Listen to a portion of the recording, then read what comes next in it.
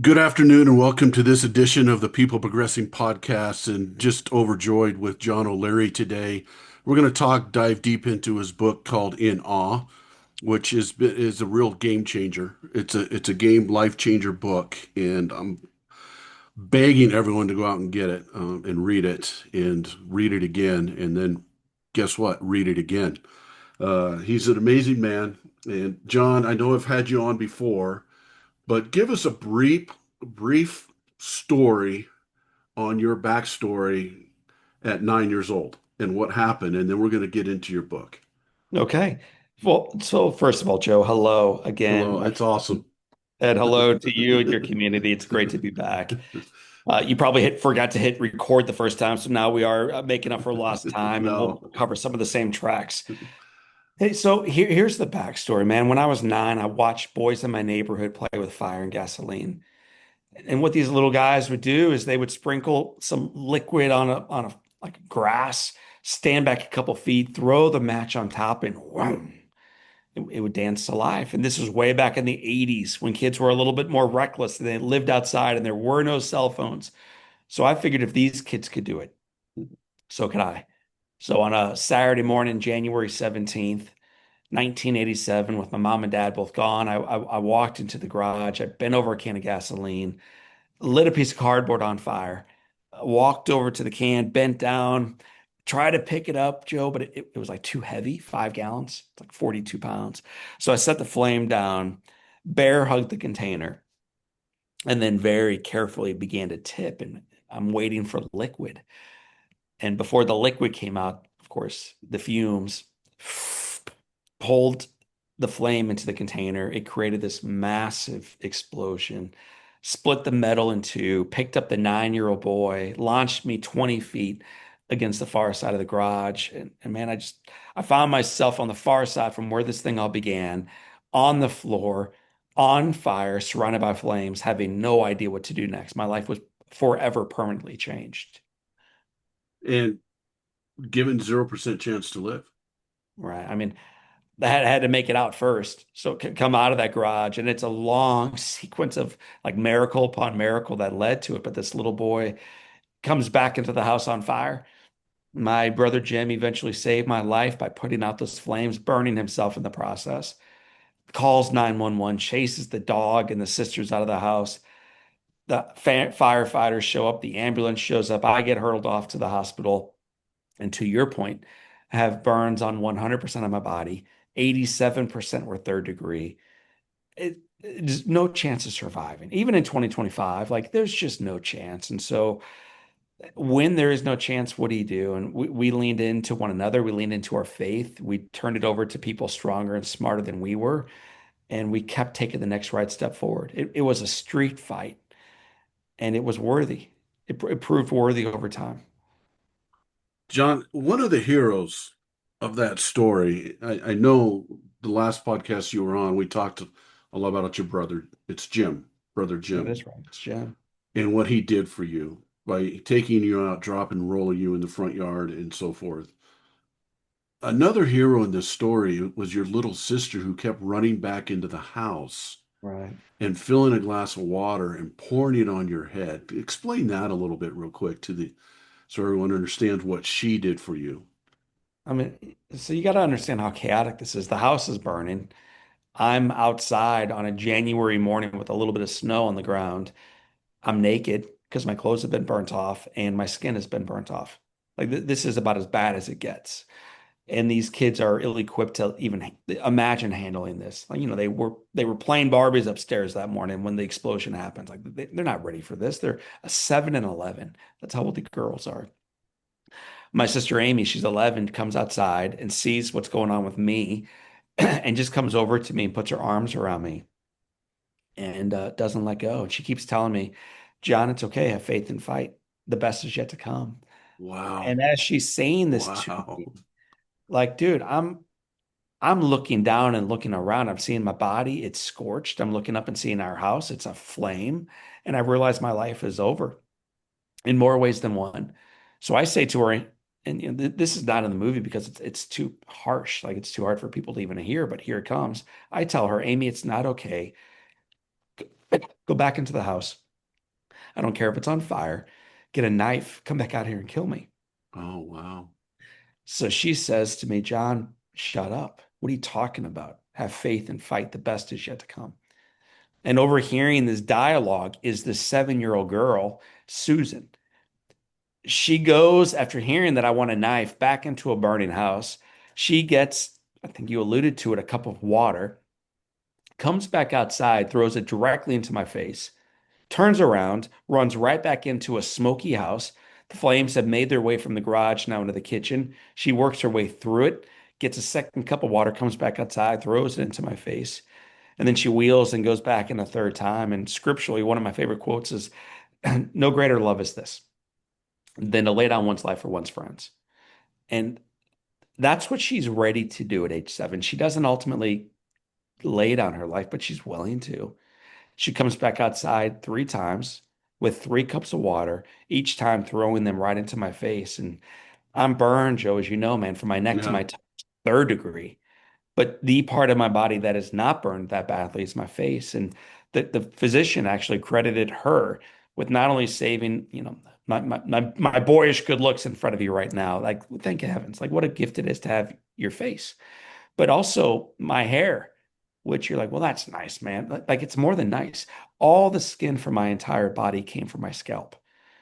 And so, had it not been for her going back into a burning house, risking her life for mine, I'm for sure not here. And so, there's so many heroes in Wow. the story. And one of them is a 7-year-old little girl named Susan. I've heard that story, and I don't know if those two sisters get enough play on this because have faith and fight, the best is yet to come. What a great perspective to live in for life. Dude, I see the bumper stickers like my child's an honor student or my dinosaur 8-year family or like all these things you see on bumper stickers. And Yeah, you're like, yeah. really, man, that's what you want to tell the world? Uh, have faith and fight. The best is yet to come. And she's Would be a 11, which is pretty sweet bumper sticker to put on your station wagon or to have on your lips when your brother's probably about to die or when you're going through a struggle or you think you're on top of the earth, man. Have yeah, faith and fight. The best is yet to come. it's amazing. I've adopted that right now. I just wrote it down. That's a Now, John, you mentioned the movie. Let's just get into that real quick. They're making a movie um, on this whole story, and I've seen the trailer of it and so forth. It's going to be awesome, and I can't wait for it. It comes out, is it October 10th? It's coming Yes. out in theaters and so forth. What was that like, John, going through it? Because realistically, what that did is put you back right in it again. There might be some parts of you that said, I kind of want to forget this part because it's some PTSD or whatever it might be, but it kind of puts you right back in the middle of this story again. What did that feel like for you? Well, it would take the entire podcast to really, really fully unpack that. I'm an introvert. I don't like the bright light. I mean, I know I've written books about this and I speak about it. That's my profession these days. But I only do my work to reflect light into the lives of others. Like that's why I do it. And so then the film opportunity showed up about 8 years ago, and it's just been this slow process forward. And first you do a screenplay, and then you work through that, and then you have a director assigned, then you work through that, then you fundraise, then you work through that, and then eventually you begin hiring actors, and you even work through that. Then everybody comes to set, and what you thought would be like you and 20 actors is actually you and about 500 to 600 folks that work to Wow. collaborate to film this. So it's an army of people. Like when you watch a film and you see like who are all these people? Dude, there's no way it took that many guys. And it does. It's amazing. The hands and the hearts that are behind getting a film done. So just the process alone was a wild spectacle and an honor to be a part of. But then they start shooting. You hear the words action. And man, it's like they're portraying parts of your life Uh, and they're filming in the parts of your life where it happened. So the scene where John's having dinner with his family takes place in my mom and dad's house. The scene when John blows himself up is my garage growing up. The scene where he comes through the house and the girls are on the steps screaming. Well, those are the steps that I used to walk down every morning of my life as a kid, where my mom and dad still live. The scene later on in the film where John and Dad are having a conversation about knocking down walls, man. The can of gasoline's not chasing you anymore, man. Like really a bold conversation that changed my life took place on the screen porch. So to see it take place in the places, a conversation I had with my dad on the Arch ground. I'm a St. Louis, Missouri guy, and there's a place called Keener Plaza. It's right where the Arch is. That actually happened. And they go back to this place where it took place. And it's just amazing to see the parts of your life that are real, portrayed by actors like John Corbett and William H. Macy, and like big name guys who are now detailing out for others the greatest secrets in some regards of your life. Like if when you die, you get a quick reminder of what your life was. Man, I got that quick reminder for a month and a half or so, and it blew me away. Yeah. In no small part, one is how difficult part of the life story was. We just kind of you talked about the girls, like they don't get enough credit. They don't. So the day on set where they were on the staircase screaming, man, that caused some PTSD. I've worked through the majority of mine, but where it really inflicted some was like my mom and dad were behind the cameras for that. And my siblings were also on set that day. And it's raw, man. It's real. Yeah. Yeah. But the good news is, Joe, it was redeemed. Like the story did not end that day. And it's not even over yet. And we get to remind people that is true in our case, but it's also true in yours. Oh, it's beautiful. I cannot wait to see it. So you were there for most of the filming then. Oh, for sure. I mean, That's I awesome. did not expect to be. I kind of, when somebody asked years ago, like, could I turn this into a film? I said yes, thinking it would never happen. But as it came to fruition, I recognized, like, dude, well, if it's going to happen, let's make it happen well and right and brilliantly and really impact lives in big, mighty ways. Because if you get the story wrong, it becomes the story of a little boy who got burned, survived through a whole lot of people showing up in his life. And then, holy cow, this guy ends up with a beautiful wife and four kids and speaks to the Cardinals and stadiums. Like, good for him. Look at the success story. Hollywood's covered that one enough. Yeah. Right. Superman is already in theaters right now as we're recording this. I don't care about Men in Tights, candidly. I want stories about heroes. Me too. Heroes, man. And Real I'm not life. one of them in the film. I'm in some regards the villain. I blew up a can of gasoline and then the heroes show up. And not one of them wore tights. Not one of them wore a cape. Not one of them was green. Like in other words, these are real people. It Wow. looks like families. It looks like nurses. It looks like firefighters. It looks like Jack Buck. You and I talked about him last time, Hmm. the radio announcer for the St. Louis Cardinals, the St. Louis Blues. People from around the country and around the world showed up. It looks like a college roommate saying, you know what? I know you asked her out, but you should ask her out a second time. You should don't give in to rejection. Keep fighting forward. Yeah. It looks like ordinary moments in life that seem meaningless when it's real time. And then you look back through the lens of theater and you recognize, man, had it not been for the others, I'm not here. Yeah. So I hope when people leave this film, they recognize heroes are alive and well, and one of them is not John O'Leary. They are ordinary folks who did the right thing at the right time. And if they can do it, so can we. And I wanted to touch on one of those heroes today a little bit before we get into your book. And that was um, I'm not sure what his job was, but he was the guy that would wheel you back in and back out. And he Right. was the one that He was a encouraged you nurse. to do something. And then you ran into him later on in life. What was his role and what did he play in your life? And what was So his name? you and I are talking today this morning and as we record this, and last night I spoke to him for about 90 minutes on a No call. way. That's His awesome. name is Nurse Roy, and he's so humble. He wants nothing to do with this project. He doesn't like he just it's not who he is. But I was as I was telling him last night, Roy, this isn't about you or me, man. It's about reminding people heroes Hmm. exist. Heroes exist. So Nurse Roy is this wildly humble guy who is built like a tank. African American man, looks like Apollo Creed, just rocked, dude, big dude, who would walk into my room every morning and quietly say, boy, you will walk a day. You will walk one day, and I'll walk with you until we get there. And what he would say then is he would swoop me up into his big muscular arms, Joe, and he would walk me back toward the bandage change, my little legs dangling between his. And about halfway through, he would say it again, boy, I'm telling you, you will walk again. I'll walk with you. So I bore no weight back then. In So my mind's awesome. eye, I knew I never would because I'm a victim. I'll never do anything meaningful in my life. That's what I knew as a kid. And this man walked me back toward the bandage change, would do his job. It's called a bandage. There's not a more difficult part of a day than a bandage change. And for me, it went on for 2 hours and it was Yeah. agonizing. But as Roy and I spoke about last night on this call, when mine was over, he then went to the next patient and the next and the next and the next.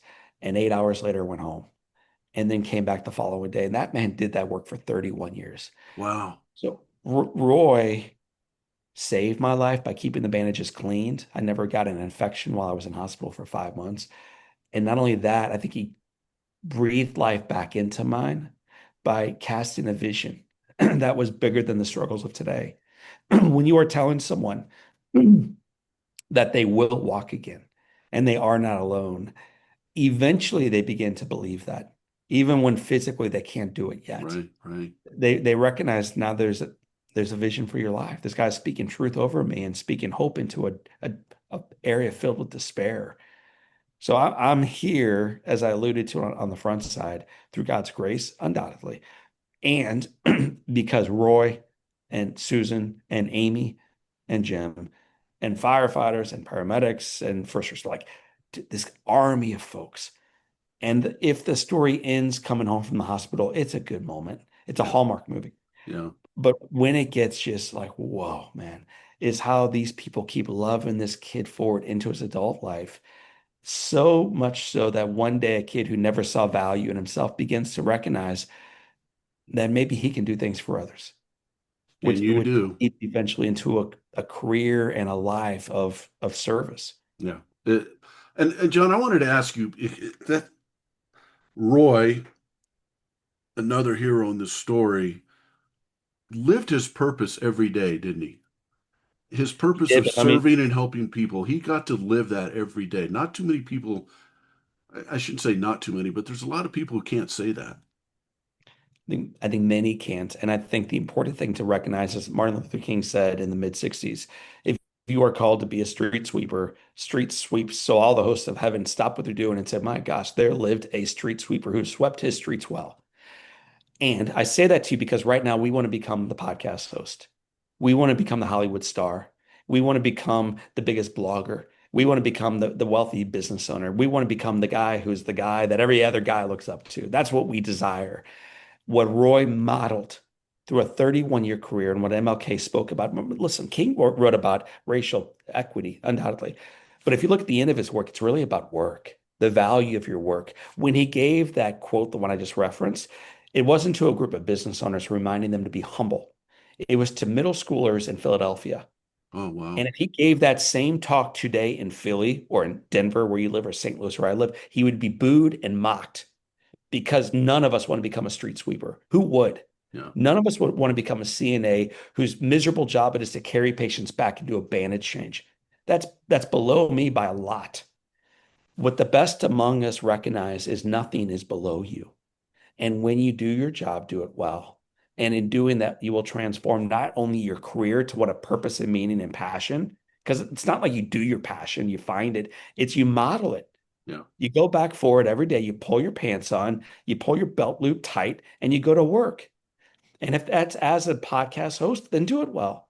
If it's as an executive, then serve and lead, strategize, build a network around you and impact. But don't be confused. The work isn't in the accomplishment, it's in the doing.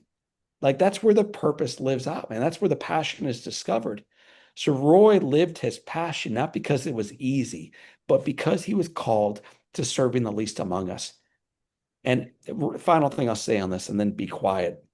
He told me he would leave work on Friday so exhausted that he would not leave the house until Monday morning. And then he would Wow. go back to work. So for those of us hoping that our purpose will fill our tank so that then we can skydive with our friends on the weekend. And then we can build a vacation home. And then we can do the things that we really want to do. Like maybe, like truly maybe. I hope you have that life. But Roy's life was one of decades of service that wiped him out and led him to a life that was depleted, but one that was full at the same time. Hmm. And when you truly live your purpose, Hmm. it is rarely one of ease. It is almost always one of agony, but one of value. Yeah. Beautiful. I love Roy. I'd love to meet that guy someday. Maybe get him on here. John, Let me tell you ahead of time, he won't take your call. Like he won't meet me publicly because he doesn't want anybody coming up saying, I know you. yeah, All he wants to do is quietly serve in the shadows. This yeah, this guy, amazing. this guy's like right, man. Like in a world where we all want the light, the bright light, he doesn't. Yeah. He just wants to impact. Question I have for you. I see all your stuff and then read your books and everything else. I don't see the word motivation too much, but I do see the word inspiration a lot. Right. And I don't call myself a motivational speaker. I call myself an inspirational speaker. And the reason I do that is because I think it's hard to motivate people, but I think it's easy to inspire people to motivate themselves. Mm, I want my people to own their motivation. A lot of leaders I work with, I hear this all the time. I just can't motivate these guys. Well, it's because you're trying to own their motivation. Inspire them so that they can have their own motivation and their motivation can carry them. that's right. But why do you use the word inspiration so much? Why is that word important to you? So part of it is the word motivation makes me think, like you probably think, of the guys yelling at you, Yeah, saying, "Hey, yeah, watch me run through that brick wall. yeah, Your turn." yeah. And when I've cousins right now who I'm extraordinarily proud of who are serving our country and they're in the academies and like awesome. They are being yelled at right now by drill instructors as plebes. Hmm. And there's a time and a place for, in quotes, motivation. But for them, it's about 8 weeks long. And then they graduate from that. And it's time to go to work, boys and ladies. It's time to actually become something greater than ourselves. Inspiration is about breathing life into you and into others. It's Okay. not about someone yelling at you and having a whistle around their neck, screaming into your right ear, making you do one more push up. That's fine. And it works as long as the guy with the whistle is over you yelling. As soon as that person turns their back, you're done with push Hmm. ups. As soon as the motivational speaker is done saying to you, you too can run through brick walls, you too are done running through brick walls. Inspiration is a reminder that it is already within you. Even the word inspiration is like God's breath in you. This isn't my breath or Joe's breath in you. Dude, it's God's breath. Yeah, You're not here by chance. And so I think inspiration reminds us that you too can do difficult things, in particular when we recognize it's not about us. right. Motivation, if you really like pay attention to the great motivational speakers, they will remind you repeatedly it's about you. And it is about your body. It is about your following. It is about your like, it's about you. And I think inspiration reminds you it's not. So now that you know that, let's go forward and become the best version of yourself to impact others. It's coming at the same end from a completely different means. Yeah, that's awesome. Let's get into the book. The book is called In Awe. You wrote On Fire first, which I highly recommend people to get the whole story. But now you're diving deep, John. Now you're diving really deep into helping people look at life differently in a way that is really going to have a positive impact on their life. I think your first book does too. No, I mean, there's absolutely no doubt. But this book just struck me. I don't know what it was, but it just struck me with all the research that was kind of behind it and the thought process of it. And the reason it struck me is this. You and I have talked before. Both of our dads were our heroes. Um, both of our dads dealt with, and my dad's still here, but he was dealing with Parkinson's and the effects of Parkinson's and so forth.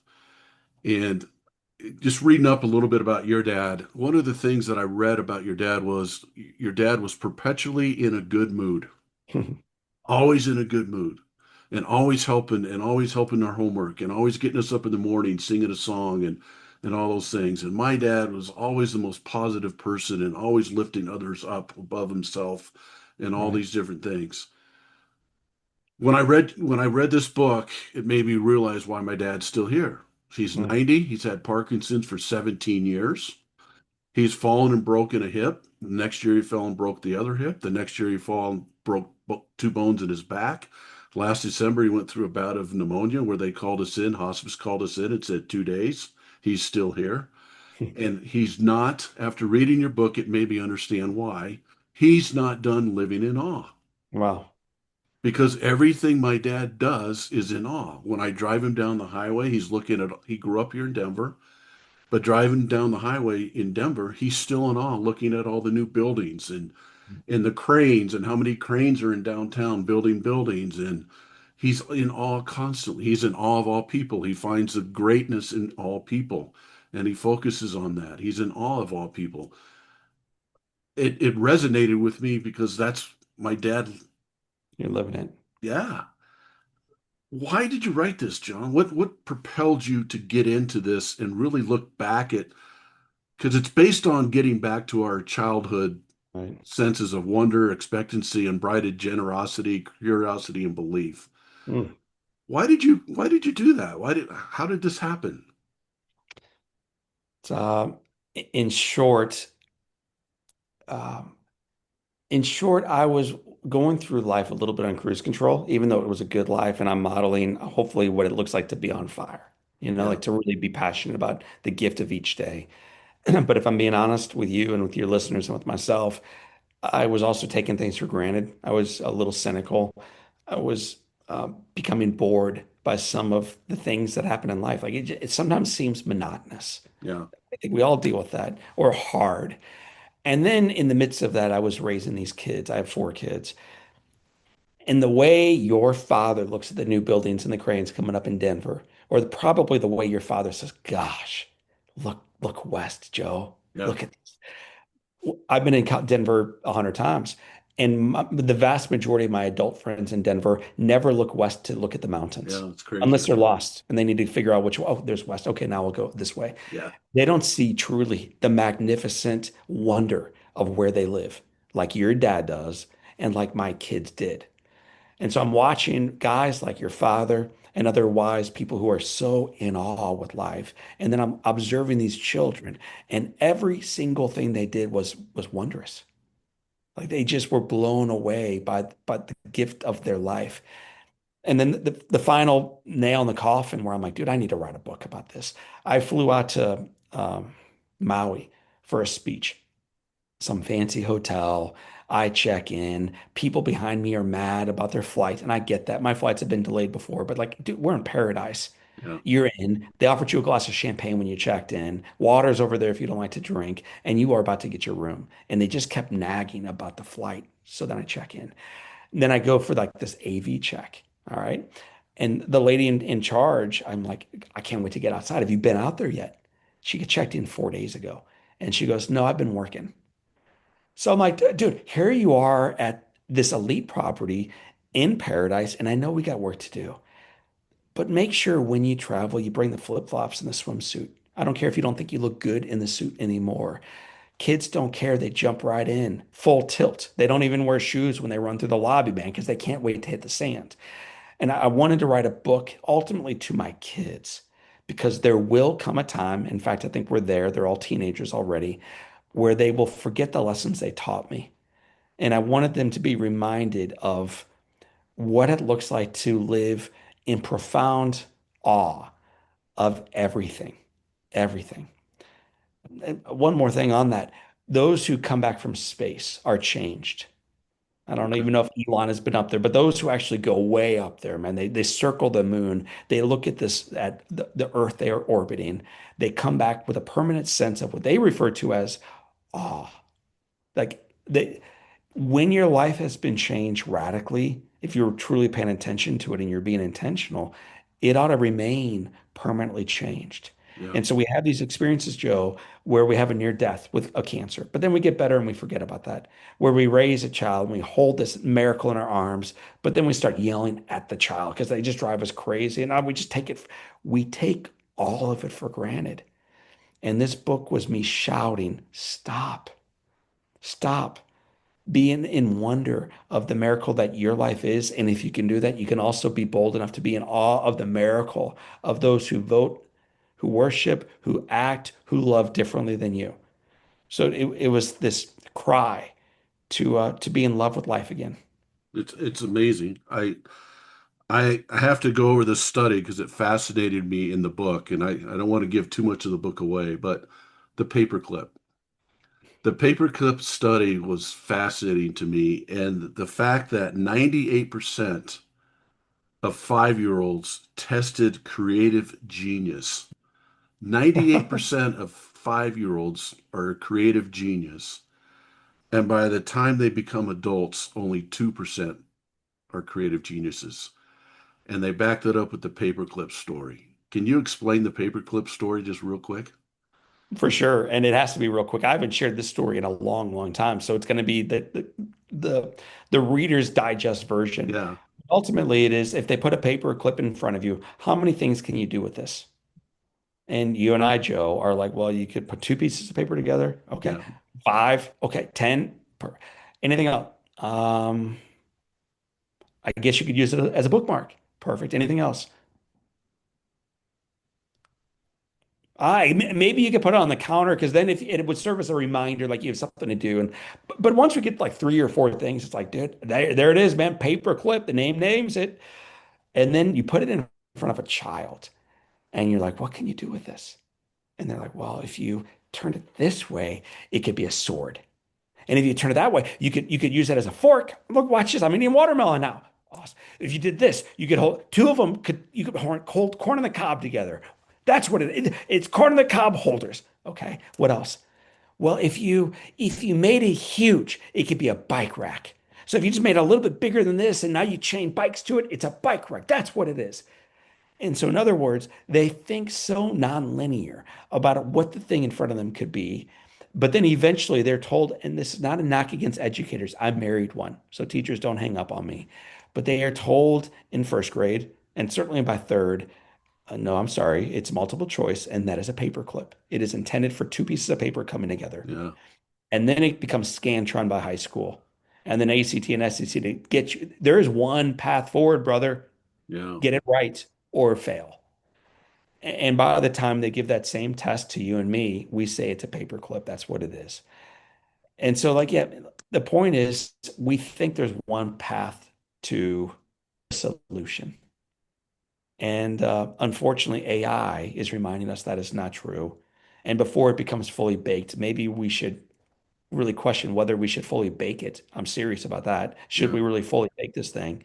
I think it is the most grossly under discussed conversation taking place right now. Is this the right path forward for society? What does it look like in 2 years? What about 10? What about 100? You may not care because you're dead and gone. What about your grandkids? Should you care about this? Because I think we should. But if you're looking for the solutions to today's biggest problems, it may be found in our children. yeah. And I always say I want to leave the world a better place when I had it, and I'm not sure we're accomplishing that, to be honest with you. Uh, But I think undoubtedly in the short term we are. Medicine, you talk about Parkinson's, it will, I'm sure, find a cure for your dad, and your father will dance again. Thank God. It will find cures for tumors. It will find tumors before it's even out there in the bloodstream. Like it will do remarkable things in medicine, logistics, travel, planning. Awesome. And then what? What happens when it can write newsletters better than I can in my voice? What happens when it can combine Shakespeare with Seinfeld in ways that neither of them could? And now you just type in three prompts and like it will rob us of creativity. And that's what it does in iteration one. mhm, It's learning faster than we can fathom, and no one knows what happens in iteration two, three, or 50. And Pandora's box is open, baby. yeah, So I do think this is a conversation people smarter than Joe and John should be having. And we as a society should say, people, maybe the rush is not to figure it out faster than China. Maybe it's actually to figure out collaboratively, what do we do to make sure this is done well and safe for all of us? Because um, it is going to lead to things we cannot fathom. and I love the word collaborate. Let's We all don't compete. we We don't have to figure it out before China does yeah, because we have to worry about their weapons or ours, yeah, their businesses are ours, their dollars or ours. Like it's all about competition. yeah, And that has built a beautiful society collectively. There's a guy named Greg Easterbrook who wrote a book I think called It's Better Than They Say. And it goes through the headlines and then it goes through, well, what is actually happening? And by almost any benchmark, the world is fantastically better than it was a century ago. And it's not even close. Yeah. It's not even close. Yeah. You want to look at the ability to read, starvation, poverty, injustice, racial equity, whatever the thing is you want to say, John, what about this? We're far, far better off. Not even close. So societally speaking, we are far better off now. Capitalism has helped pull us forward out of poverty. That is awesome. What a gift. But we ought to be very mindful in what happens in the next iteration. Yeah. I agree. I part of the book, like I said, you're encouraging people to get back to childlike qualities. And again, one was wonder, one's expectancy, unbridled generosity, curiosity, belief. The one that kind of resonated with me, John, was expectancy. Hmm. And that story that you told about your son bringing his glove and getting the ball. Um, I'm a baseball guy, as you know, but here's my problem that I've had with it until I read this book. My problem is I was too afraid to have expectancy because I was too afraid if it didn't happen, the letdown that would happen. Right. Does that make sense? So For it's sure. like, how do you overcome that? Like what would it, even like you were kind of telling your son, well, I don't know if you need to bring your glove or sitting at the top row or second to top row and blah, blah, blah. It was almost like you were preparing him so he Yes. wouldn't get disappointed if it didn't happen. You were kind of, how do we overcome that, John? How do we overcome I'm afraid to have expectancy because I'm afraid if it doesn't happen, then I'm going to be let down and I don't want that to happen. So I'm just not going to expect anything. Right. So the first the story in a nutshell is I have a boy who It's a is great story. wildly optimistic and still into baseball. He's now a junior in high school, wants to play in college. So this little love story is real. And for those of you who are about to think O'Leary made all of this up, I got the photos to prove it. And final time, there's a video from a guy behind us who captured it. So like this sounds ridiculous, but we can prove it. So Patrick O'Leary brings his glove to everything. And the very first time we traveled, and I won't, people can read the book, but we went to Kansas City. He brought his glove. I knew he was going to lose it. So I said, Patty, don't bring it, man. We got a long drive and like you'll leave it in the stadium. And he said to me, Dad, I'll need it. I'll need it. And I don't remember the inning, maybe sixth or seventh inning. There's a guy named Dexter Fowler at bat, and I'm looking down at my phone and I'm checking out headlines and emails and everything else. My kid, who has not used the bathroom because he knows if he goes to the bathroom, he may not be in the stands when the moment arrives. He has not taken his glove off his hand because he wants to be prepared when the moment arrives. His attention is fully trained toward the ball because he wants to be ready when the moment arrives. And I'm so distracted. Ball is hit down the left field side. It is a line drive. I hear it. I look. I duck, Joe. And then I see to my side my 8, 9-year-old boy stand up with his glove. Rubber hits the mitt. He brings this thing in, holds the ball in his other hand now, and he says uh, to me, Dad, I told you I was going to need this. First thing he says to me, Dad, I told you that's we were going to so need this. awesome. And so that's cool. What a story. And if it ends there, he's a lottery ticket winner. Good for him. The following year, we went to Cincinnati. Similar story. I won't bore you with the details. Very similar story. The following year, we go through Columbus, Ohio, into a car, into Pittsburgh. That's when we sit up high. I know he will not need it. He brings it. There's a home run hit near the end of the game by the Pirates, goes over our heads. And some Pirates fan says to Patrick, Hey, kid, I see your glove on. I want to make sure you go home with something besides a Cardinal loss. And he overhand throws the ball to Patrick. No way does he catch us without a glove on. He's got the glove on. Now he's got 3 balls in the collection. And the following year, final year, we travel for the baseball thing. He goes to Detroit. Foul ball hit down the line. Patty's got his glove on, makes the grab, unbelievable, looks at me, goofy grin, and says, I told you we would need it, Dad. That's Told you we so would need it. awesome. And I think, like, dude, no one's ever going to believe this story. Near the end of the game, some dude comes up to me and says, Hey, I see you got Cardinal jerseys on. I caught that picture of him catching the foul ball. Do you want to have the video? And I'm like, Yeah, bro. So I got this video of this kid with the foul That's ball. so Like, awesome. an unbelievable thing. So, why then your point was, John, why would I bring the glove? Because I may not catch it. Maybe it's not about the ball.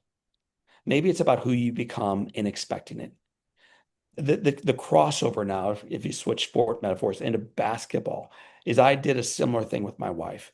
I tracked by bringing my glove, I tracked the goodness that she was doing for others every day of her life for a year. I found this is like 2017 that we just weren't where we once were as a couple. And I took my part of it. Like I wasn't seeing the beauty in her as much as I once did. And so I kept a journal without telling her for 360 days of the beauty that Beth was modeling, what she did for me, a neighbor up at school, church, and with our kids, my parents, whatever. And I just wrote it down. When we went to a cool play or travel trip together, I'd keep the tickets in there too and talk about the things she did, just the beauty of her life. And it was, Joe, the best year of our marriage, Yeah. not because of the baseball arriving. It never really did. But my heart for her, for the game, changed. What you focus on grows. You know this through your coaching. What you focus on grows. And my focus that year was not on the baseball. It was not on getting something from Beth. Because normally when you bring a glove, you want something. Right. When you show up for the business meeting, you want something. When you got a big goal, you want something. But what if all that stuff is ultimately about becoming something? And what if that's the real process of life? What if it's not about the attainment of the goal, but who you become along the way? Wow. And so it's, we could talk about even the medical side of all of this. With pharmaceuticals, they struggle with testing drugs because whether they give a real drug or a fake drug, there are positive results with patients. Yeah. And That was a great pharmaceuticals are part of the book too. dude, they try to figure out how do we get rid of this? We can't have sick patients taking sugar pain pills getting better. Oh, that's so infuriating. But what if there's something in there that we're like, dude, what if mindset is more powerful than we are giving credit to? Hmm. And rather than saying we should tell these people who's getting the good drugs and who's getting the bad ones, what if we say, bring your glove, watch what happens? And so, Joe, my friend, I invite you and those who are with us who I've not yet rocked to sleep, bring your glove, man. It's not about catching the baseball. It's about becoming different because you brought the glove in the first place. Your attention is trained to the game. It's amazing.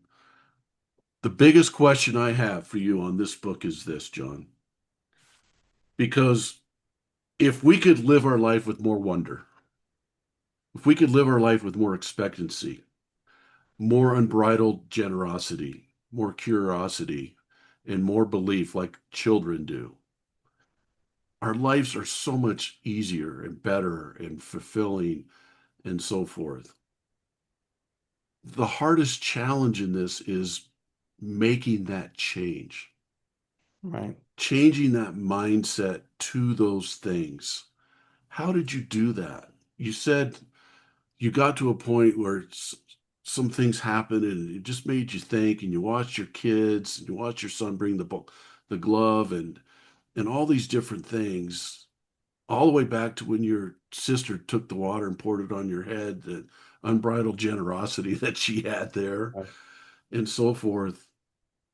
How do we put it in action? How do we, is it baby steps? Is it, like Right. for me, I've already done your book two or three times, right? I've already gone through it two or three times. And I just want to keep reading it to ingrain it in myself. But how did you do it? I'm still doing it. Yeah.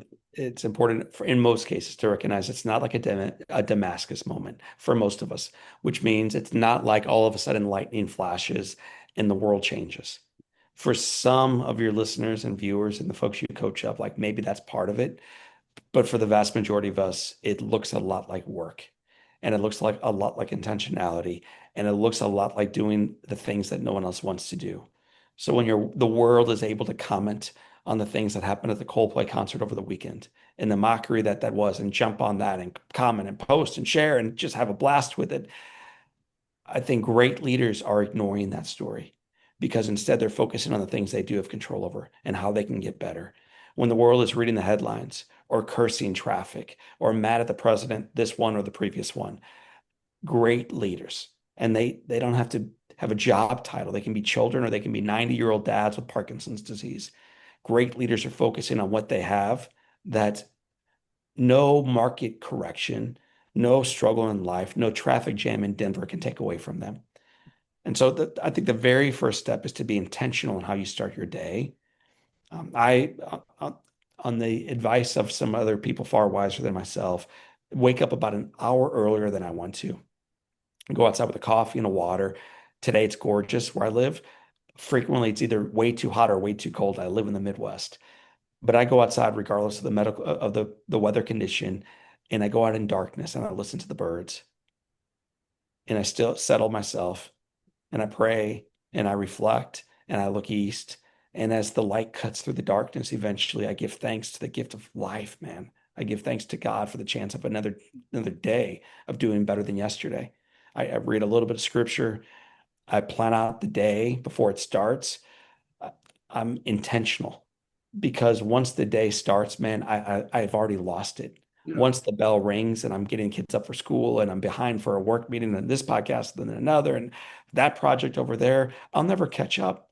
So I want to make sure I train my eyes to see properly in the morning. That's really important.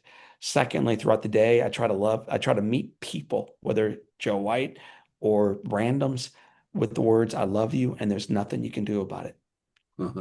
It's words that my father shared with me when I got burned. It's words that changed my life after I burned down his house.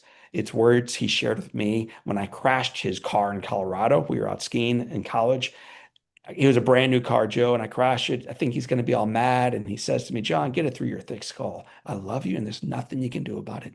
Again and again, I saw a man model love.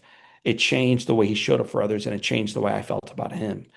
So that's a key piece. I just try to love folks where they are. That's what kids do. They may ask bad questions like, what happened to your fingers? But once I answer it, they're like, okay, want to play? We adults get transfixed on what's broken and out of place, and we can't get over it. Kids want to know. Once they get clarity, they move forward. So that, No, that, that liberates us to live present, not trapped. right. And The final thing, man, is at the end of the day, oh, dude. I mean, around the dinner table, we pray. We then do a high low, which means what's the best part of the day? What's the worst part of the day, kids?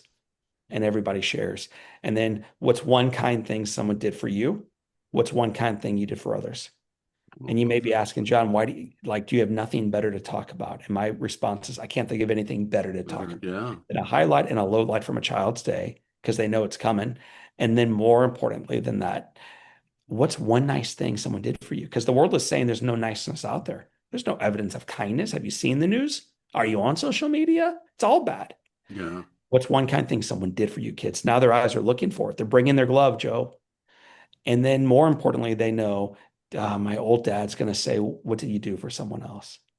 Because I want them to seek opportunities to be generous, Yeah. to seek opportunities to serve, to feel the impact of that. It's not in the applause. It's in a whisper back, sometimes felt of, hey man, thanks. Thanks for holding the door or helping me with my bag or the little thing, sharing your sandwich. It's awesome. I I have to before we go, I the story that resonated with me a lot too, John, was people don't know how much you can play the piano. Yeah. And the story of your mom bringing that piano teacher into your house, and you're like, what is she doing here? I never liked this before I had fingers. Now I'm not going to like this after I don't have fingers. But you learn how to play the piano and eventually played it on stage in Las Vegas in front of 20,000 people. Unbelievable story of your mom is such a hero of mine too because she challenged you in so many different ways and it had to be so hard for her to do. So there was an article in a parent magazine when On Fire came out, and about half the comments below the article were negative because it told the story of how when this little boy came home from hospital, this mother made him learn how to pick up his fork. And it took the little boy almost 2 hours that first night, and she ruined dinner. The plate was flipped, the dog was well fed, and she ruined homecoming. And so as the article was written, it was about the blessing, the benefit of tough love. As it was read, though, it was about What a mean person. Who would make someone they're supposed to care for do things that are hard? Feed the child. And my response to those 50 percenters is, dude, as you and I are having this call, I'm about to go out on a lunch meeting and I don't know what I'll order, but I do know I'll feed myself. Yeah. I do know at the end of it, I'm going to treat this person I'm taking out. I do not pull my wallet out. I got this. I do know I'm capable today physically because of that lesson she taught me, Yeah. not in spite of it. It was her tough love. Hmm. And one other bit of evidence around this was the piano. She made a kid with no fingers play the stupid piano with his with nothing. And I resented her again and again for years. But now when organizations invite me to speak, I'll frequently wrap up the talk by playing the piano. I'll tell the story with a little bit more detail. And then I'll play whatever the folks want. And the one you're referencing was actually in Las Vegas at the MGM with 28,000 people. And the song I played was Amazing Grace. And it wasn't planned, it just like hit me. I had the crowd that day vote, like, do you want mom's song or do you want someone else's song? And they voted for Amazing Grace. So I played it. And now when you watch the film Soul on Fire, I really, you guys like Hollywood is making tons of, I think, garbage films. And what they ultimately are is that they're the perfect democracy. They follow dollars. Yeah. Yeah. If you want them to create more life-giving films, give them something that is worth following. Check out the film Soul on Fire. I'm not an owner of it. Okay. So this will not benefit me, but I promise you it will benefit you and those that you bring into the film with you. It's called Soul on Fire, October 10th. One of the final scenes is this fingerless guy on stage in front of 28,000 sitting down and jamming. And then it goes from that scene into a scene I will not tell you about because I'll start crying, but it is the climax of the film. And it is the reason why we do what we do in the first place, Joe, why you do what you do and why I do what I do. Yeah. It is ultimately evidence of what happens when you've been receiving your whole life and you finally have the audacity to pour back into somebody else. Yeah. So it ends on this super, super high note. I can't wait. And it's about heroes. And Yeah, I it's not a cannot story wait. about John O'Leary. I'll be the first one in line. I can promise you that. It's John, I just three quick questions. I know you got to go. I wrote a book called The Three Ps, Find Your Purpose, Perspective, and Passion. And I ask everyone on my podcast those three questions. What's your purpose in life? I didn't get to get this last time, so I'm really interested in getting to this. I kind of know, but I've spent time articulating this. I view purpose as mission, business as a mission, individuals have purpose. I think, and my purpose when I respond to that is like, why does a business exist? Why does a person exist? My purpose, the reason I choose to thrive. It's why I got up early. It's why I stay up late. It's why I have a goofy grin on my face, even though I'm in pain, man. Don't fool yourself. yeah, Like, like your dad, I'm in pain. yeah, And like my dad, me too, I'm struggling. But the reason I choose joy is because I choose to thrive because God demands it. My family deserves it. The world is starved for it. Let's roll. No excuses. love it. And that's my mission, man. I choose to thrive because God demands it. Family deserves it. The world is starved for it. Let's roll. That's That's awesome. that's not me, dude. That's September 11th heroes. Let's Yeah, roll. yeah, that's And then right. finally, because I love making excuses why I can't do your podcast, you and I mismatched a couple times. I love excuses, which is why I need to be reminded, not today. No excuses. Yeah. And what's your passion, John?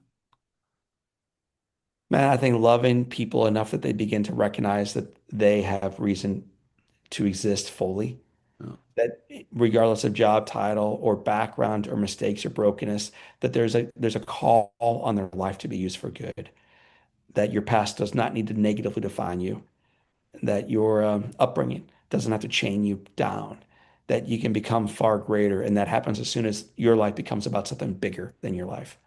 I love it. And do you see how your purpose and passion kind of support each other and they help each other? Sure. And I tell people put it in a circle, put those words in a circle, and then draw some arrows at it. And those arrows are all things that are coming to try to pop our purpose, take us out. I Right call it on. the noise. And then I tell them to put a big piece of memory foam around the circle so the arrows come and stick. We can learn, grow, and progress from them, but they're not going to take us out of our purpose. Right on. And the Beautiful. monks have a saying, you protect your purpose so your purpose protects you. Well, what helps you stay in there is your perspective.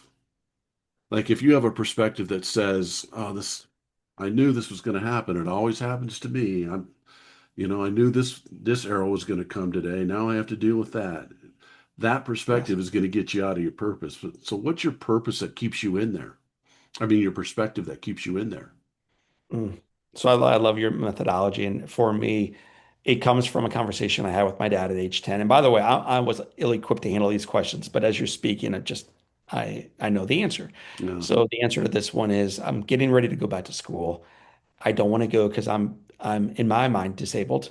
I'm definitely deformed. I have no fingers. I'm in a wheelchair and I will be judged negatively. I'm a victim.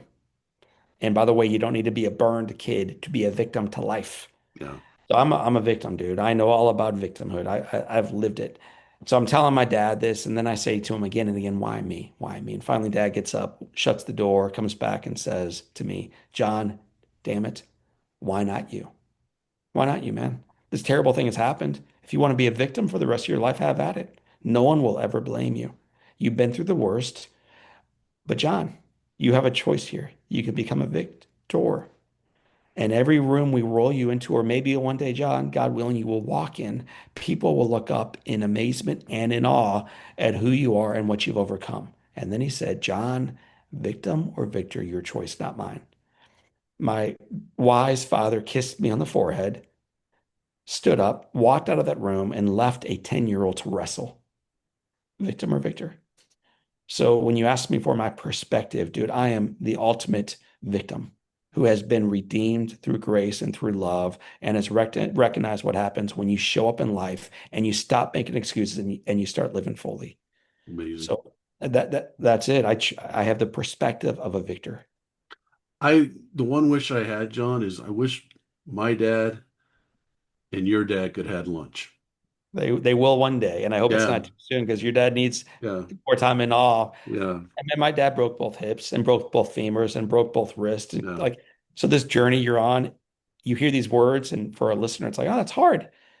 They have no idea. For those who haven't gone through it, no idea what's really going on there. I yeah. do. I ache for you and your family and your dad and the caregivers.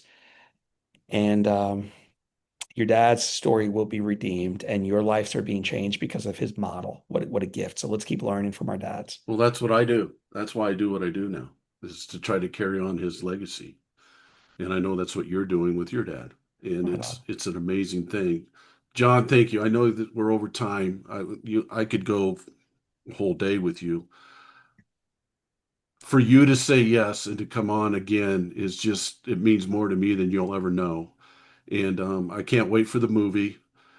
People can get a hold of you. Just type in John O'Leary and you'll find your website and all that stuff, to speaking and all that kind of stuff. I know you're busy doing all that. You're inspiring and changing lives, and I appreciate who you are and what you do for our country. Are your wife and kids doing well, by the way? And they're blessed. Like, but the reason I do what I do is for those wife and kids. Yeah, So yeah. in my website, in case anybody wants to just write it down, my number's on there, my email's on there, social handles, and of course links to the film. But it's johnolearyinspires.com. And you So can get the book. no, you can get the book too. I'm not selling anything, but you can Yeah, and you get the book there. I'm And selling it for you. if you It, can't get it, go to a library. They've got yeah, copies, and it's amazing. it's worth checking out. People, again, thank you so much for joining us today on this special edition of the People Progressing podcast with John O'Leary. And like I always tell you, please, please share this with somebody. People need to hear this. And please, please, please keep progressing on a daily basis. Like John said, get 1% better today.